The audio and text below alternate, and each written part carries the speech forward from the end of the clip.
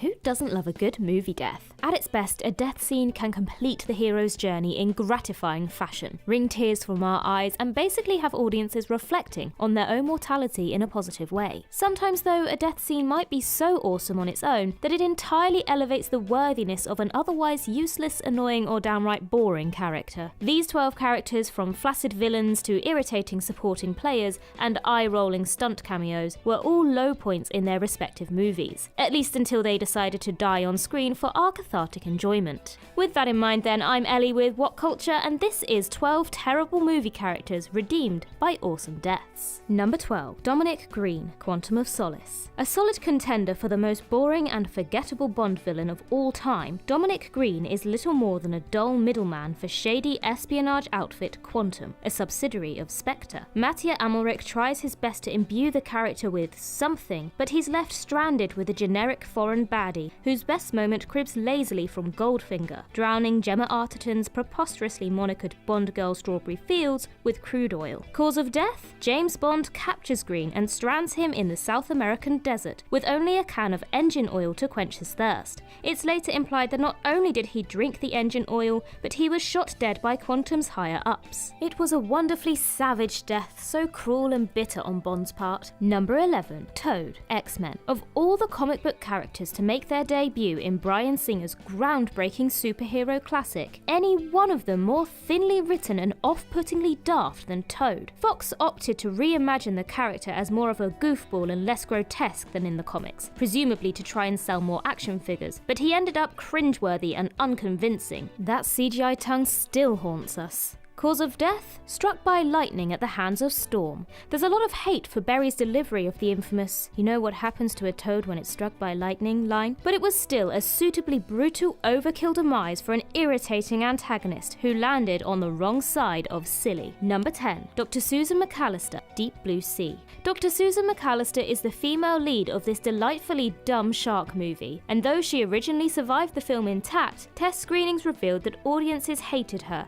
for effectively causing the rampage of genetically engineered sharks in the first place. It didn't help that she had a stereotypical power bitch persona, because how dare a woman be smart, attractive and likeable, right? Only further illustrating to Warner Brothers that her fate had been horrifically misjudged, and as a test screening card suggested, they had to kill the bitch. Cause of death? Eaten by a super shark. In order to stop the final shark from escaping into the open sea, Susan cuts herself and jumps into the water, sufficiently distracting the abomination, but also being eaten for her sins. Considering how standoffish Saffron Burrows plays the character, it was an incredibly satisfying and fitting end for a character who never really seems sorry enough for her part in making the disaster happen. And her sacrifice allowed LL Cool J and Thomas Jane to live, so in death, she was indeed redeemed. Number 9. Tim Carpenter, Final Destination 2. It shouldn't be that difficult to endear audiences to a 15-year-old boy who lost his father 4 years prior, but let's be honest, most of the characters in the Final Destination franchise are merely obnoxious meat puppets for death to play with. Tim Carpenter is certainly no exception. What makes his character so annoying is his total lack of maturity, even for a teenager. He brings about his own demise by terrorizing a flock of pigeons, which seems awfully out of character for anyone over, say, the age of about 8. The reason for this? Tim was originally written to be just 5 to 7 years of age, before the filmmakers decided that killing a young child was probably crossing the line. For some reason though, when a decade was added to Tim's age, nobody thought to update the script, and he remains a childish mummy's boy who thinks accosting birds is the height of entertainment. He had to die, basically. Cause of death? Crushed to death by a falling pane of glass after the pigeons blind a construction worker and cause him to press the hydraulic release button. The awesome gore effects and Tim's gormless expressions as he's killed make this an all-timer of not only the franchise, but also the horror genre. Number 8.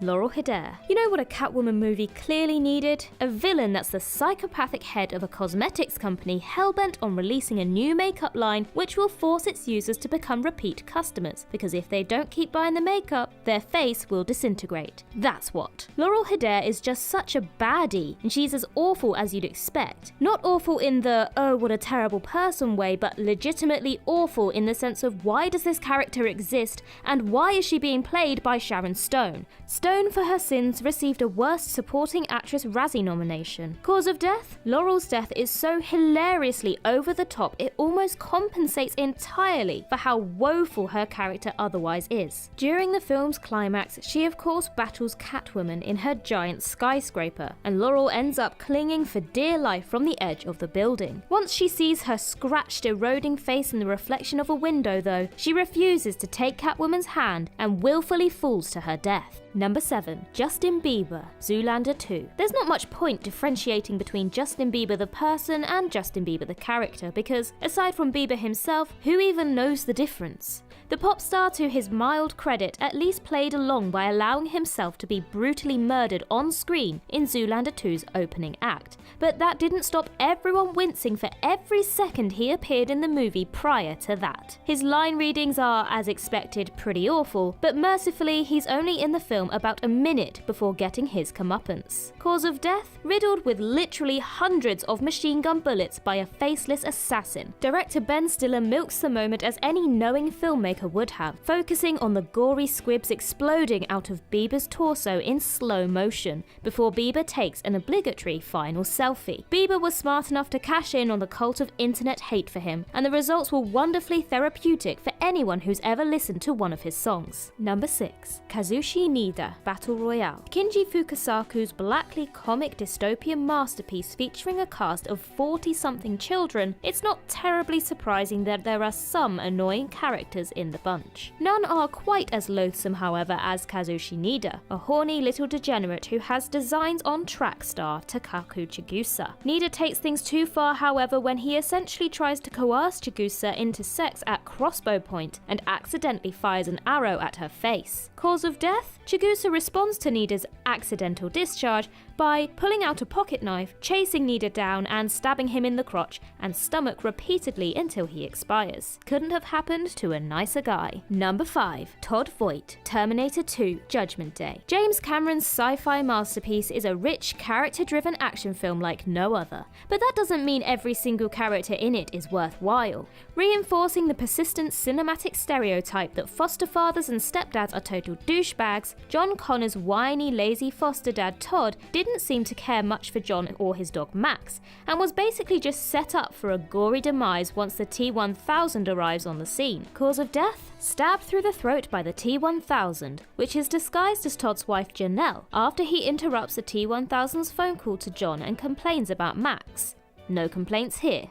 Number 4. Ajax, Deadpool. As fresh and irreverent as Deadpool mostly was, the primary antagonist was a major disappointment. Aside from the jokes about his real name, can you remember anything at all about this painfully bland baddie? It's as though Deadpool used up all the available personality, and Ajax was forced to be a total wet blanket as a result. Cause of death? Shot in the head by Deadpool, while Colossus is busy trying to convince Paul to spare his life in a heroic moment. The exasperated look on Ajax's face moments before Deadpool pulls the trigger suggests he was doing him a favour. Honestly, still an hilariously and ironically memorable end for such a dud of a character. Number 3. Paige Edwards, House of Wax. Remember Paris Hilton, folks? Back in the mid-2000s, she was one of pop culture's most vapid and reviled celebrity figures, but she pulled a Justin Bieber before Justin Bieber was even a thing, by similarly cashing in on the pervasive hatred for her brand. Though Hilton plays a young woman by the name of Paige Edwards in 2005's House of Wax reboot, she essentially just played herself, ditzy, oversexed and annoying as hell. There's a half-baked attempt to evoke audience sympathy by hinting that she might be pregnant. Even this doesn't do much to make her any more likeable. Cause of death? Killer Vincent hurls a giant metal pole through a car window, impaling her in the head. After her lifeless corpse is thrown back against a metal fence, it and the pole fall down to the floor, only pushing the pole further through her head as blood freely flows from the exit wound. Lovely. It's an extremely satisfying death for an eye roller of a character, and you have to give mild credit to Hilton for putting her vanity aside and getting off so brutally. Hell, the marketing for the movie even spoiled her fate ahead of time in order to get more butts in seats. Number 2. Edward Malice,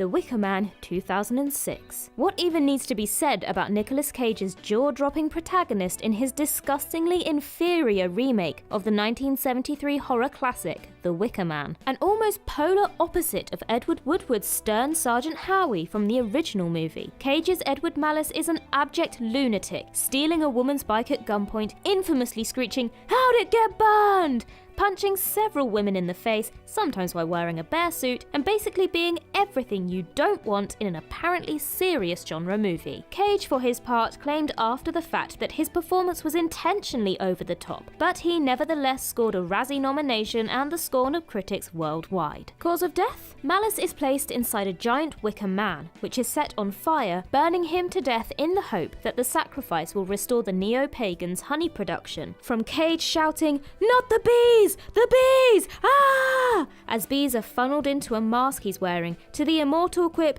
"Killing me won't bring back your goddamn honey!" It's the single sequence in the movie that reaches the required intensity level where Cage's manic performance doesn't seem totally hilariously out of place. Number 1. Trent Sutton, Friday the 13th. Every horror movie needs at least one thoroughly detestable pile of human excrement that audiences want to see die horrifically, and Trent Sutton fit the bill perfectly in 2009's not that bad Friday the 13th remake. A generically handsome, arrogant rich kid who ends up filming a sex tape with a woman who is most certainly not his girlfriend, Trent is the epitome of the overprivileged horror movie horndog, and is therefore thoroughly deserving of a place on the end of Jason Voorhees' machete. Every second he's on screen, he elicits sighs and eye rolls, and eventually fans got exactly what they wanted. Cause of death? Jason stabs Trent through the back with his machete, before lifting him up by the machete as Trent's guts fall out. Jason then finishes the job by impaling Trent on some rail spikes attached to the back of a car, as the man driving the car hurriedly speeds away. A fittingly undignified, prolonged and agonizing death for one of the most memorably irritating characters from any recent horror movie.